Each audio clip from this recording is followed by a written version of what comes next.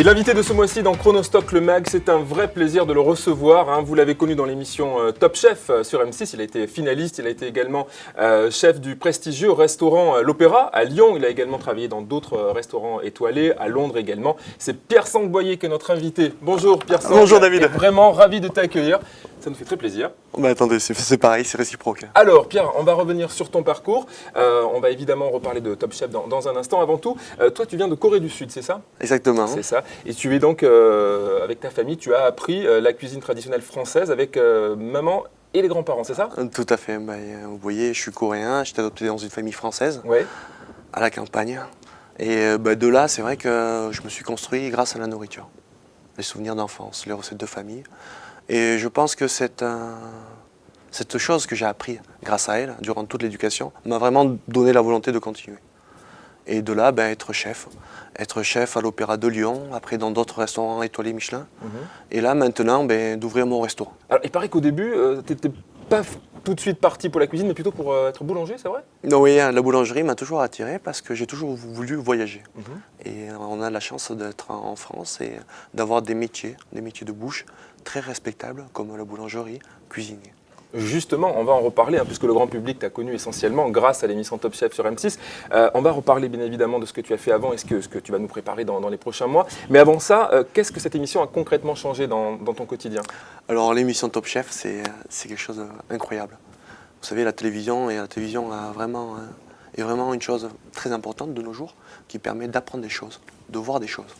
Et de là, on va dire, moi de mon côté avec ma petite équipe à l'Opéra, on arrivait à faire plaisir, à apporter du bonheur aux gens qui venaient manger et pas aux autres personnes qui ne me connaissaient pas. Et là, ça amène une notoriété et vraiment une volonté, une envie de faire goûter ma cuisine. Alors, on peut dire aussi que tu es connecté à l'esprit Chronostock, parce que Chronostock, les magasins éphémères. Alors, tu as lancé, toi, le principe des restaurants éphémères. Ah oui. Explique-nous ça. Alors, comme Chronostock, l'idée de l'éphémère, c'est de pouvoir offrir une animation, une prestation qu'on ne peut pas trouver ailleurs. Et que ce soit vraiment une offre sur mesure. De là, se déplacer sur Bordeaux, sur Paris, au Puy-en-Velay, là où je suis, et sur Lyon, proposer quelque chose vraiment intéressant. Alors comment ça se passe concrètement ? C'est-à-dire que tu arrives dans une ville et tu installes un restaurant le temps de quelques jours, quelques mois ? Voilà, on va dire ce qui se passe, que c'est une offre qu'on reçoit. Et de là, avec le restaurateur, souvent, voire avec la mairie, on s'organise pour qu'on puisse faire une animation sympathique. D'accord. Et tout ça vraiment dans l'idée du développement durable, qui est vraiment important pour moi. Très bien. Ça nous intéresse aussi en tant que grand chef. Nous, on aimerait savoir quels seraient les 2-3 produits stars que tu trouves chez Chronostock, que tu utilises pour toi et que tu pourrais conseiller à celles et ceux qui nous regardent. Alors les produits phares que j'adore utiliser, on va dire, c'est les ustensiles de cuisine qui vont vraiment dans le développement durable, comme le couteau en céramique, les planches en bois, si possible, et la mandoline. Et la mandoline, on va dire, c'est le petit plus que j'adore utiliser parce que c'est très difficile de faire manger des légumes aux enfants. J'ai la chance d'avoir 2 enfants et avec cette mandoline, j'arrive à faire des taillages et toujours à dévier le côté vraiment légumes, à apporter un côté ludique pour que les gens mangent plus de légumes. Juste, comment tu as connu Chronostock, l'enseigne ? Alors Chronostock, j'ai connu au salon cuisinier de chez M6. Ouais.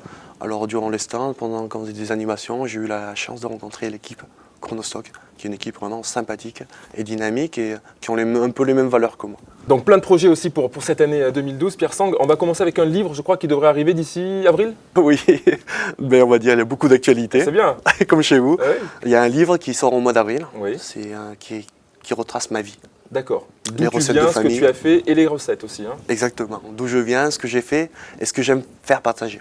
Alors, tout le monde pourra refaire les recettes que tu proposes, en fait, c'est ça ? Alors j'espère que la plupart des gens pourront essayer les recettes, mais c'est vrai que les premières recettes, ce sont des recettes de base. D'accord. On apprend le soupe, les petites salades. Très bien. Et une ouverture de restaurant. Alors voilà, ça aussi on l'attend avec impatience et vous aussi, parce que sachez-le, Pierre Sang va ouvrir un restaurant à Paris, rue Oberkampf. Et alors là, c'est un principe plutôt très original et sympa, c'est l'open kitchen, c'est la cuisine ouverte. C'est participatif en fait, c'est ça ? Exactement, c'est un restaurant participatif. On se veut vraiment ouvert de la rue, où vous verrez, on va dire, le planning d'une équipe de cuisine.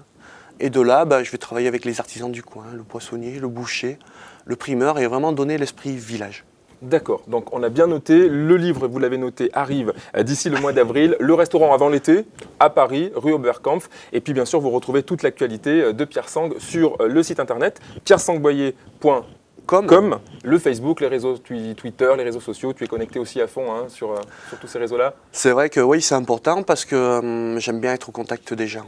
Et j'aime bien être dans le vrai. Et lorsqu'on a ces réseaux de communication, ça permet d'être en contact directement avec les gens qu'on apprécie.